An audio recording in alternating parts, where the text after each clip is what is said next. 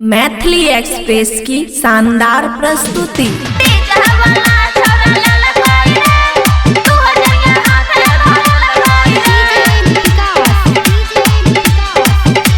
खुशी recording studio बलुआहा।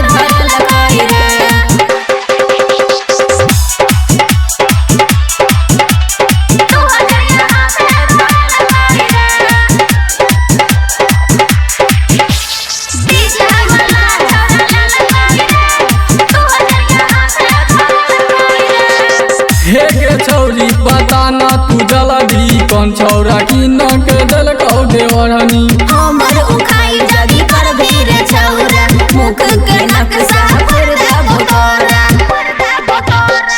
हे के छौरी बताना तू जल्दी कौन छौरा की नक दलकौ देवरनी हमर उखाई जदी कर भीर छौरा मुख के नक्शा कर देबो तोरा दिन में चचर गो छौरा के पीछा तैयो न भरा छौरी के इच्छा कौन छौरा पहले ललकौगे आ ललकौगे डीजे वाला छौरा ललकाई रे 2000 यहां पे ललकाई रे डीजे वाला छौरा ललकाई रे 2000 यहां पे धरे ललकाई रे